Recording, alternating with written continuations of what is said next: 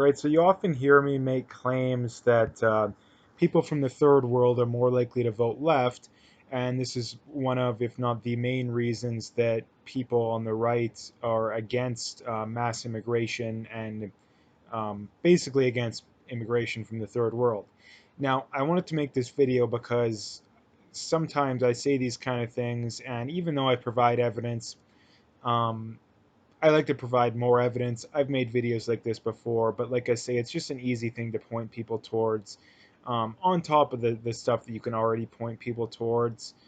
But anyway, this is research from the Pew Research, basically, which is I don't see how no one can argue that they're partisan in any way. I think they may even be government funded. I'm not sure, but at the very least, I mean, they even say nonpartisan right in their description. But again, whether or not you believe that, I really don't care. I don't see how they have any reason to be biased. If they were biased, it would more than likely be in the left's favor. But anyway, basically they have some basic charts here that I'll go over and just go to show. Now this is Hispanic, but this kind of stuff is the same for immigrants from the African countries, Muslims. I know Muslim isn't a race, but people from the Middle East, basically, I guess is a better way of putting it. That's kind of what it is. Now, the only groups that overwhelmingly support free speech, support gun rights, um, basically support more of a free market is basically white men, Jewish men, Asian. I'm not even sure if Asian men do, but basically just men that are white. White women, depending on the area, depending on their. I mean, if they went to college, I doubt it. If they're a single mom, not even close. But the only group is white men, which is why the left hates white men so much. It's not because any legitimate reason. It's because they're the group least likely to support the left. It's very simple, very simple. But anyway, let's go over these and I'll talk a little bit about it. This one is say the federal government is responsible for ensuring all Americans have health care coverage. So basically, do you want a socialist or at the very least a more socialist system? Keep in mind, contrary to popular belief among Canadians, the States is not a true free market system, not even close. Half of every dollar spent on healthcare in the States on average is Medicare, which is government funded, basically socialist. So, like, whenever there's comparisons between Canada and the States healthcare, please stop talking about this fallacy that the States is a free market system, because it isn't. But anyway, um, Hispanics, again, and these are Hispanic registered voters, so these are citizens. So there's estimates of upwards of 30 million illegals in the states. Now that number is probably roughly right. So, I mean, a lot of those people are voting. I'm not sure exactly. They'd probably fall similarly towards the Hispanic. But anyway, the one thing that I'll point out firstly is that you look at the Democrats, they actually are a little further to the left on all of these issues. So, although you could make the argument, oh, they're not as far left as the average Democrat, they're still a long ways to the left of the average Republican. Now, Republicans or conservatives are a lot more moderate nowadays than the left.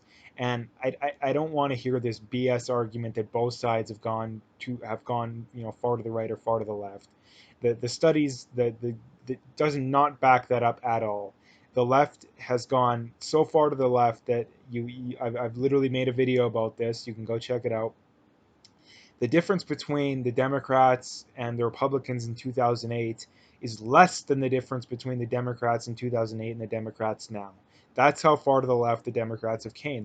The right is actually the Republicans have came to the right or to the left. I mean, on a lot of issues, especially the ones that the left wanted them to come to the left on, namely gay marriage, drug legalization, um, foreign intervention in wars. I mean, Trump has came to the left on every single one of those issues, and yet it's still not good enough.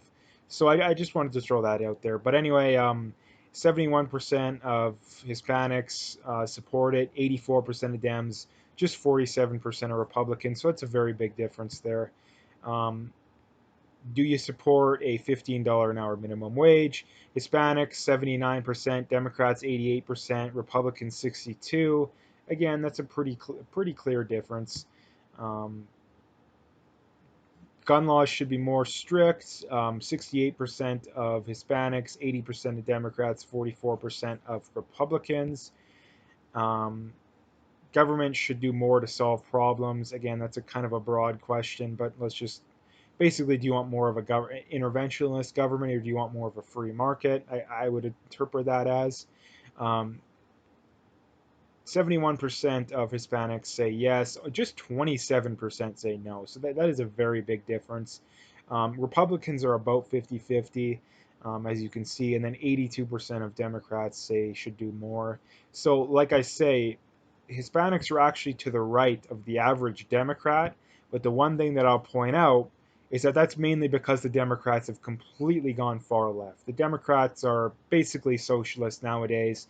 Don't It's not democratic socialism, it's not social democrat. Just say it what it is.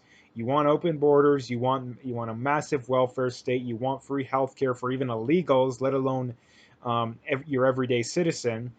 So please stop saying you're not socialist. Just be honest with people. That's one of the biggest things holding back this this political discussion that we're in a political divide nowadays, is that the left just can't be honest with people about their views. Now, that's because they know that the majority of people don't support it. So you have to have Bernie Sanders Bernie Sanders is one of the few people that he doesn't go quite as far as he actually is, but he's actually fairly honest. Elizabeth Warren's a good example that, she's like, yeah, we're going to jack up spending a ton, but we're not going to raise your taxes. Well, how do the numbers add up? So I just wanted to make a video about this basically to sum it up in that, like I say, whenever I talk about immigration, I say, well, the right doesn't want more immigration because more immigration means more leftist voters. And by more immigration, I mean more low-skilled immigration. I don't think either side is against skilled immigration as long as there's enough jobs available.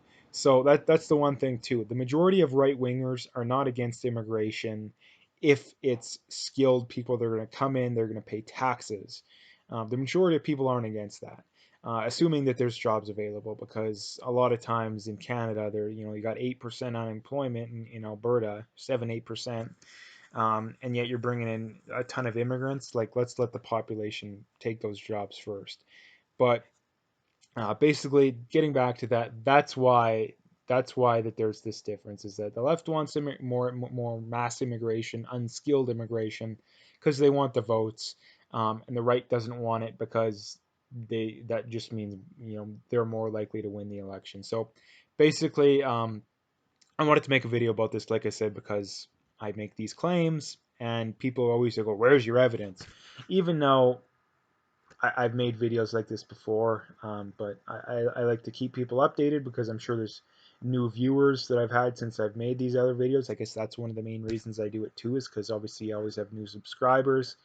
But like I say, yeah, that's basically why I wanted to do it. But anyway, I'll leave the video there. If you'd like to, make sure to hit that like and subscribe. I do have my PayPal linked in the description. You can donate if you want. I also have an email address for e-transfer. Um, and at the very least, just hit that subscribe if you haven't already, and stay tuned for more videos.